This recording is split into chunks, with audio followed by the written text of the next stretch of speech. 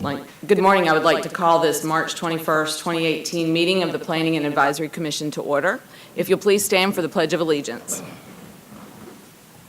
I pledge allegiance to the flag of the United States of America and to the republic for which it stands, one nation, under God, indivisible, with liberty and justice for all.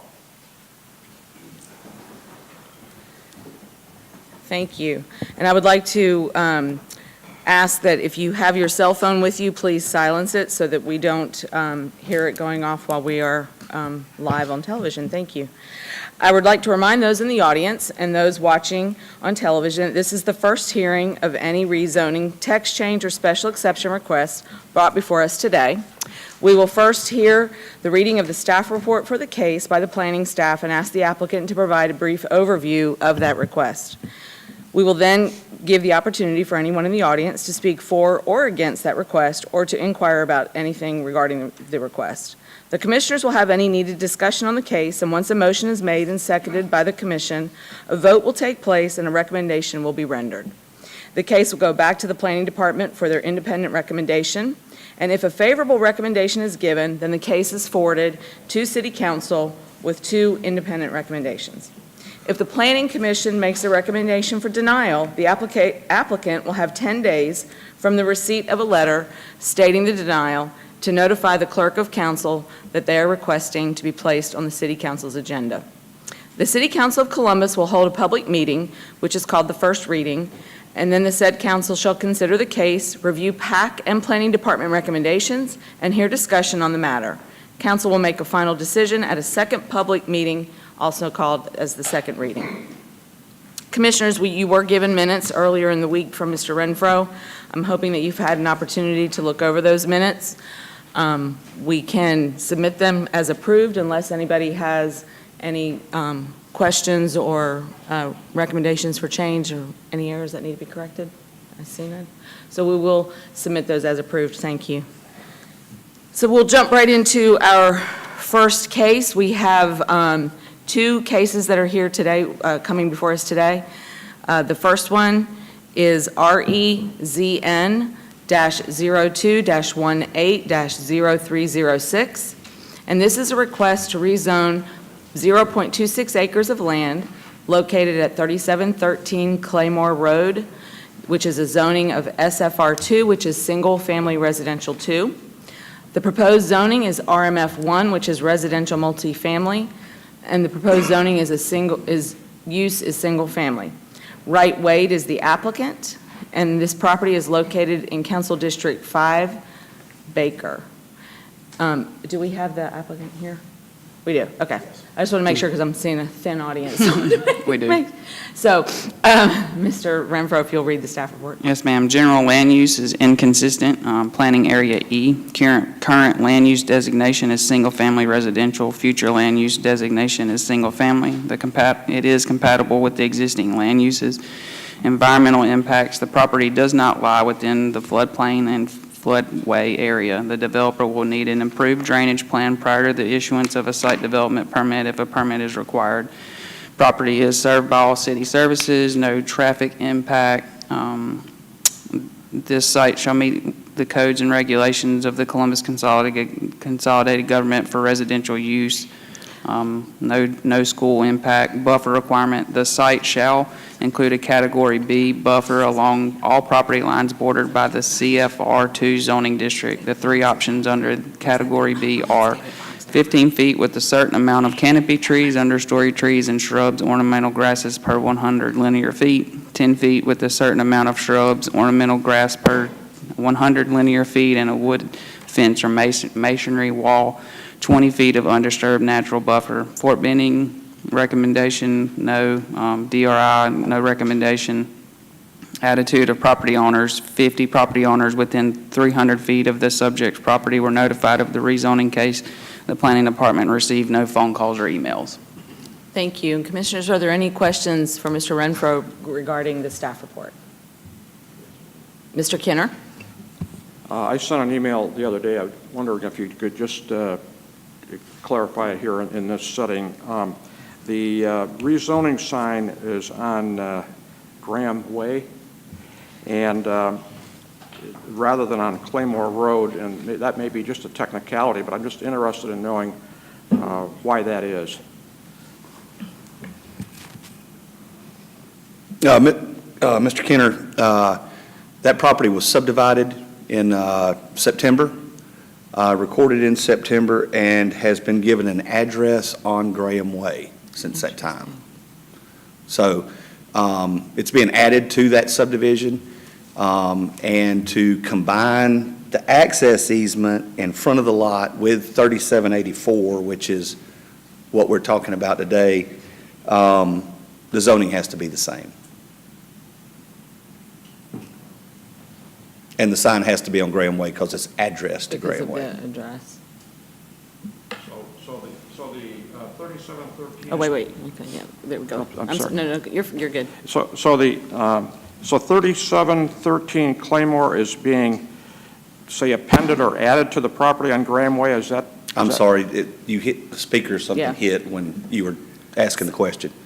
Okay, so once again, maybe I'm slow this morning, okay? Is 3713 Claymore, is that being added to the property on Graham Way somehow? No, that was one piece of property, that 3713. Oh, okay, It went all the way back to that L you see on Graham Way. yeah, Mr. Wade purchased the rear of their property to even out the subdivision lots there. So that's all that's being rezoned is that 3784, looking at this, our GIS tech has the wrong one identified on this map, but it's the 3784 Graham Way.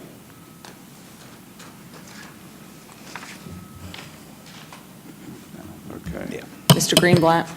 I'm still- Mr. Johnson, correct me, so we're actually looking at 3784, not 3713, is what we're looking to rezone. That's right.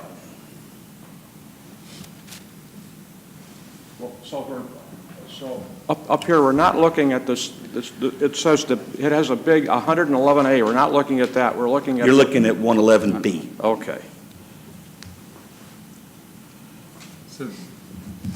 So the staff report's incorrect. Yeah, so The letters and everything were correct, the signage is correct, the staff report is incorrect. and we're so focused on making sure the sign was in the right place. I'm just now seeing that the red is circled on the wrong lot. But The people at 3713 are not rezoning their property. Okay. But the zoning map in the staff report says that this is already RMF1 on the drawing in the staff report.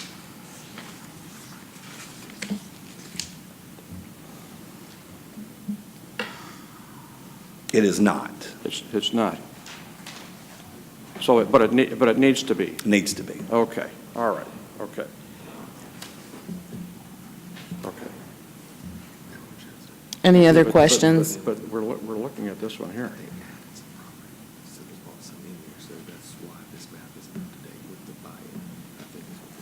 Okay.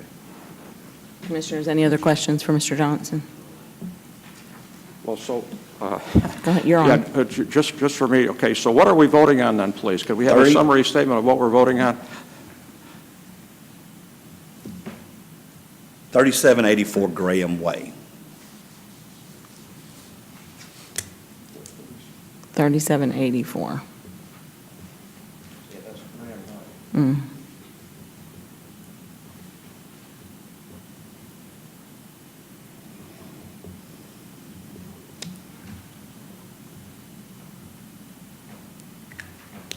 Okay, and 3713 Claymore Road is no longer applicable. It is not part of this rezoning at all.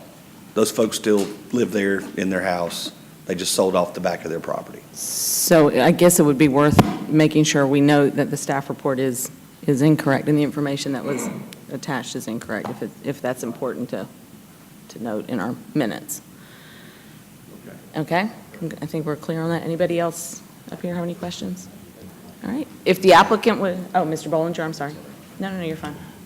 And just so I can clarify, 111B, which is the plat that we're discussing right now, right? 111B on Graham Way. And in the staff report, it says it's already zoned, but you're saying that's incorrect? It is not zoned. That's So why the- that was not combined with that L at the top of the lot on Graham Way, because it's two different zonings. Lot 10, okay. Thank you. Mr. Kenner? Okay. Not trying to cause a problem, just want to make sure we're okay here. If we vote on this, okay, is this okay from the standpoint of the neighborhood communications that have gone out and so forth? Yes, all that information, I mean, none of these Notifications were- maps are consistent. Half of them got the address, half of them don't. It's wrongly identified. We will fix that as soon as we get out of here. But I think, more importantly, is what Yeah, my- concerns you my- is because the address on the staff report and Well- the information on the staff report is incorrect, you want to make sure that the correct Was the neighbors were correct notified. mailing made to the neighborhood so they understand it, so We did, we're and we okay sent there? one to each individual condo owner in England Place as well. Okay. So we sent the right information. With the right address notification. and the Okay. right plan. That's key, so that's Okay. good to know. Okay. Thank you for that clarification. Well, if the applicant would like to come forward and give us a brief overview, state your name and address. Yeah, but I've got to get you on mic before you start talking, so let's, yes, sir. And then we're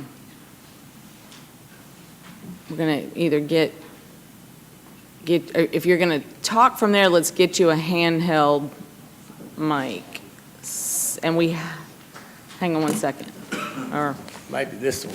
will that work for you? Yeah, that's on. I'll use that. Okay.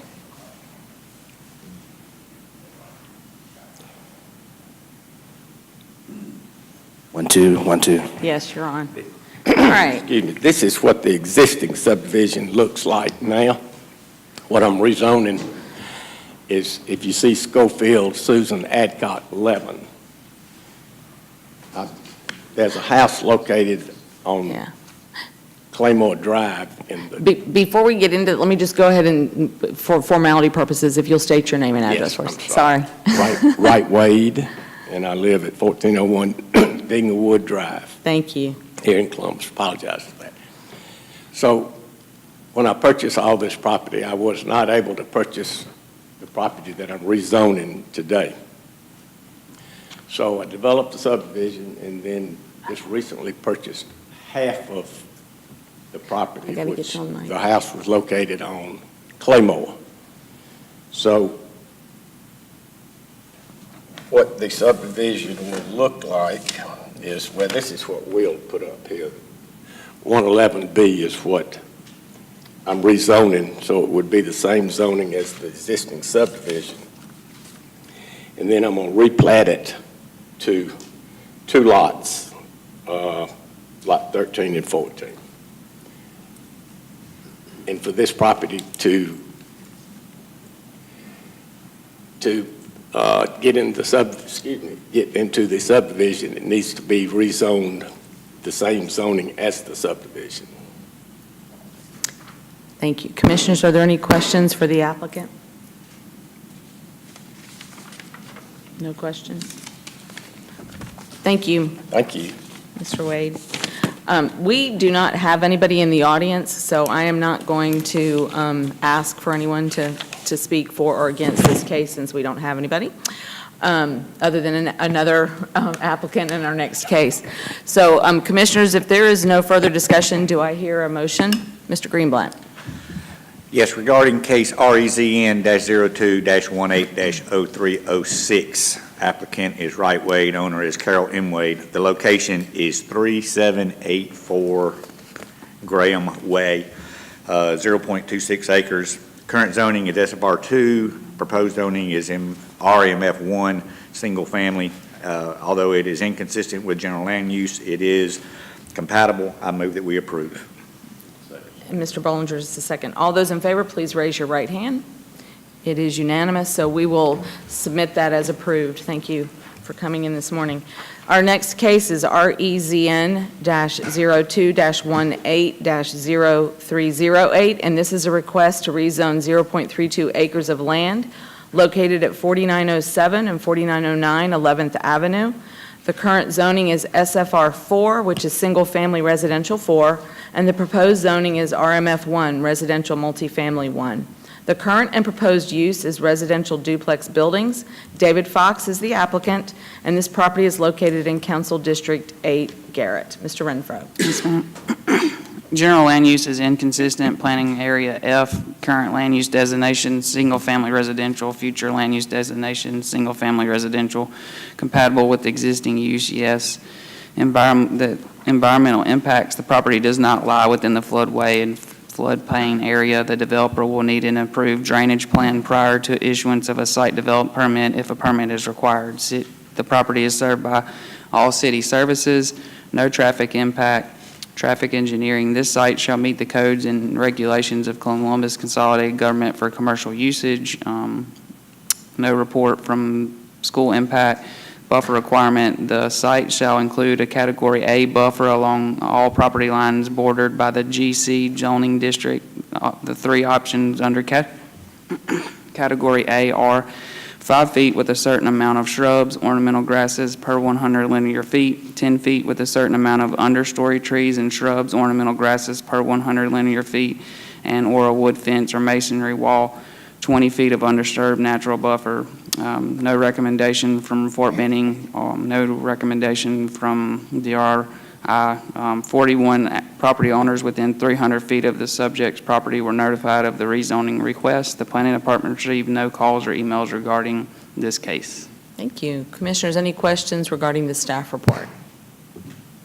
The applicant will please come forward and state your name and address and give us an overview. Thank you. I'm David Fox. I live at 902 Cooper Avenue here in Columbus, and I'm representing NeighborWorks Columbus LLC, which is CHI Asset Management, which actually owns the two parcels in question. Our use, of course, is to build 2 one-bedroom, one-bath rental duplexes. And we've found in Bellwood, and this sort of follows on other zonings that we've done previously, this is for senior housing primarily, and we found a need for especially low-income senior housing. And so the one-bedroom seemed to be the right product at the time. As you probably remember, we've rezoned and built 4 two-bedroom, two-bath senior duplexes in the same area about 2 blocks away. Commissioners, any question for the applicant? Thank you. Thank you all. Any discussion? And if none, do we hear a motion? Mr. Kenner?